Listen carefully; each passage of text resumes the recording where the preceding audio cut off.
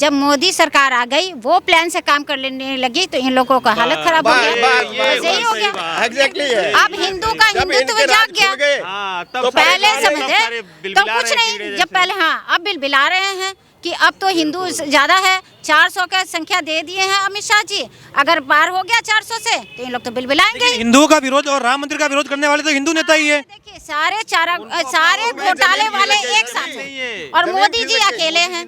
बोला था ना, यकीन नहीं तुम्हारे। लेकिन हिंदू कर रहे हैं ना अपोज, वो सिर्फ इसलिए कर रहे हैं क्योंकि उन्हें पता है कि उनकी हार निश्चित है 24 में।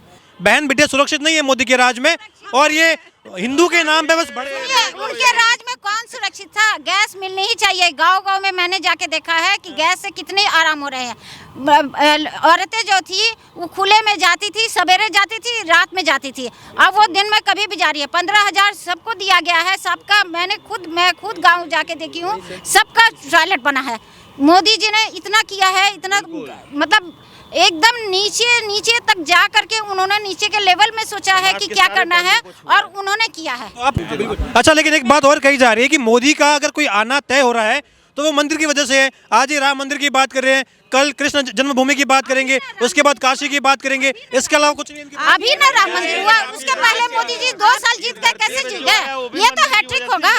2 साल तो जीत गए ना, 2 बार तो जीत गए, 2 टर्म चुनाव जीते ना। उस समय कौन राम मंदिर था? राहुल गांधी न्याय यात्रा भी निकाल रहे हैं। राहुल गांधी को तो बात छोड़िए, वो तो कोई जो लोकसभा में जाकर के वीडियो बना रहे हैं उनकी बात आप करते हैं। इससे पहले पूर्व प्रधानमंत्री इनकी दादी जी ने कहा था इंदिरा इज इंडिया और इंडिया इज इंदिरा, और उसमें जनता पार्टी की सरकार में संपूर्ण क्रांति के आंदोलन में उनको जनता ने उखाड़ फेंकने का काम किया था। वहीं भ्रम इनको फिर पला है और इन्होंने अपने गठबंधन का नाम इंडिया दिया हुआ है। जनता इस बार भी इनको उखाड़ देने का काम करेगी। दूसरी बात आपने कही कि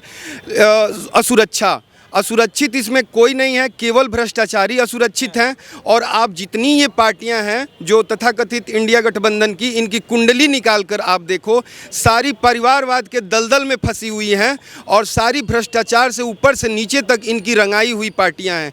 एक भी पार्टी इसमें नहीं है जो कि किसी भी, मैं ये कहता हूं मैं आज के डेट में इंडिया गठबंधन के साथ खड़ा हो जाऊंगा, लेकिन इंडिया गठबंधन की कोई भी पार्टी अपने पार्टी के किसी आम आदमी को अध्यक्ष बना दे, कांग्रेस में राहुल गांधी के अलावा किसी भी आम कांग्रेसी को अध्यक्ष बना दे। खड़गे साहब है, कह रहे दलित चारा है, प्रधानमंत्री के उम्मीदवार। आप बनाओ ना, आप बनाओ, रबर स्टाम्प है। आप वो जो साउथ इंडिया में है उनकी पार्टी में देखो बाप बेटे की पार्टी चलती है, आरजेडी में देखो बाप बेटे की चलती है, ममता बनर्जी टीएमसी में देखो भतीजे और भांजे हैं और लोग हैं, नीचे से ऊपर तक उन भ्रष्टाचार। बसपा में देखो कितने दलित भाई काम किए, लेकिन लास्ट में लाया जा रहा है तो अपने भतीजे को लाया जा रहा है। बिहार में थोड़ा नीतीश का पलड़ा भारी है, बिहार में कुछ भारी नहीं है, आपस में ही लड़ रहे हैं। कुछ नहीं है, कह रहे नीतीश का पलड़ा वहाँ भारी है। कुछ नहीं पलड़ा भारी है। नीतीश तो गए इस बार।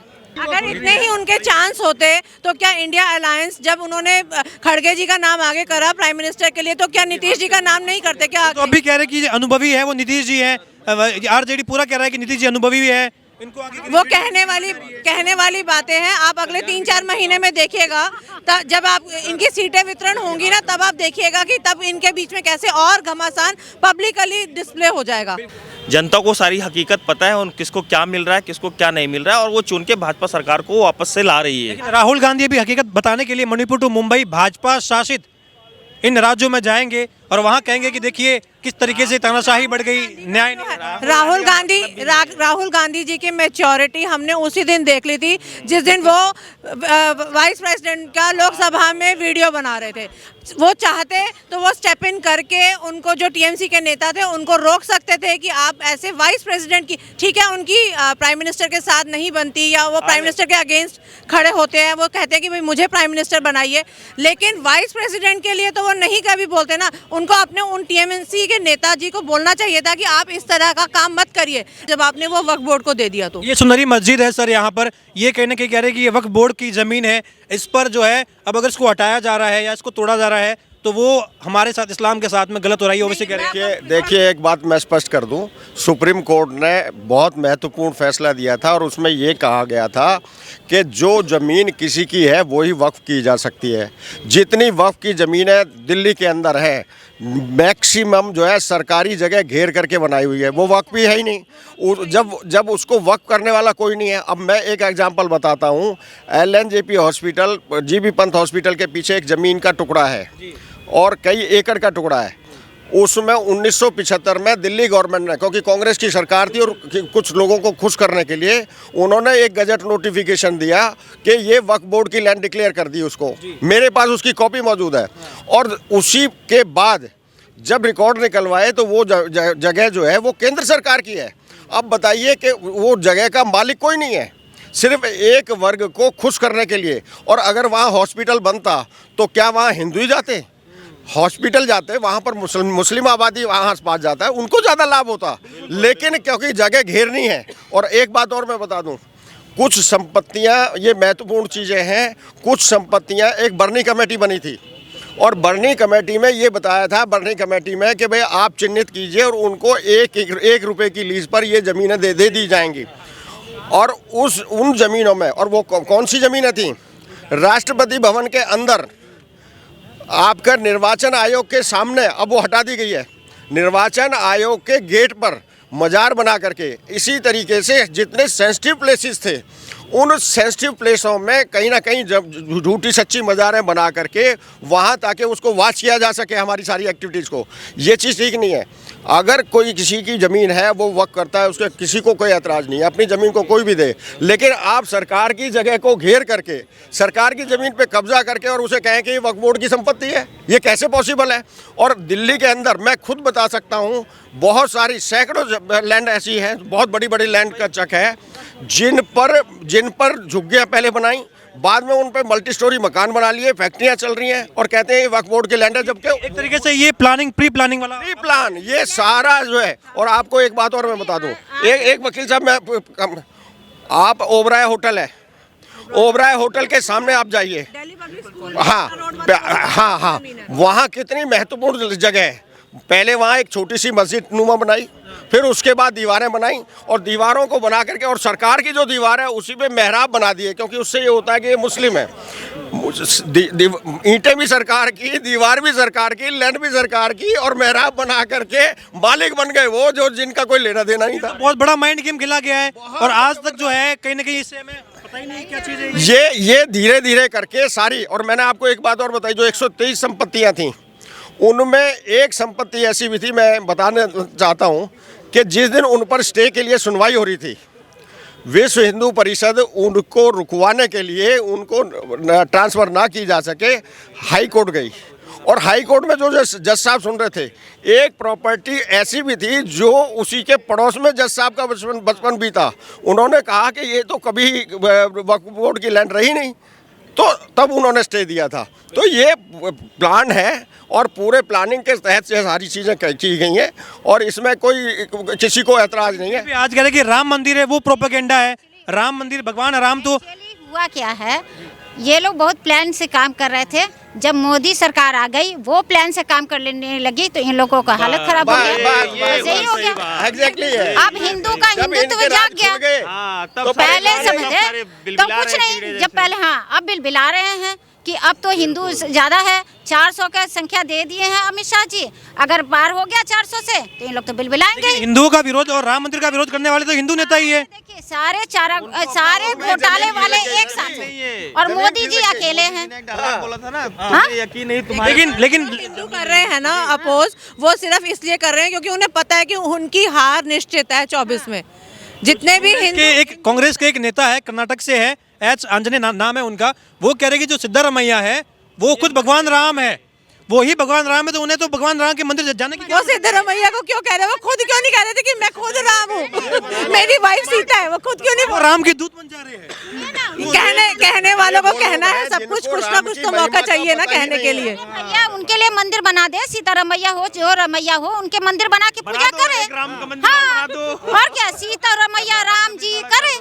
राम ही नाम क्यों लगा रहे हैं? सीतारमैया के नाम से अगर कोई चले जाए वहाँ मंदिर में पूजने के लिए तो मान जाएंगे। देखिए हम लोग, मेरा एक आपसे भी सवाल है, महिलाओं की जब बात आती है तो ये कहा जाता है कि देखिए महिलाओं का, माता बहनों का गैस महंगा कर दिया, रसोई महंगी कर दी, दाल चावल मोदी ने महंगा कर दिया, सब कुछ महंगा कर दिया, लेकिन उनका बेटा है बस वो राम के नाम पे भड़क जाता है और अपनी माता की तकलीफ नहीं समझता। राहुल गांधी ये भी कहते हैं कि भारत माता की हत्या हो रही है मोदी के राज में, बहन बेटे सुरक्षित नहीं है मोदी के राज में, और ये हिंदू के नाम पे बस बड़े।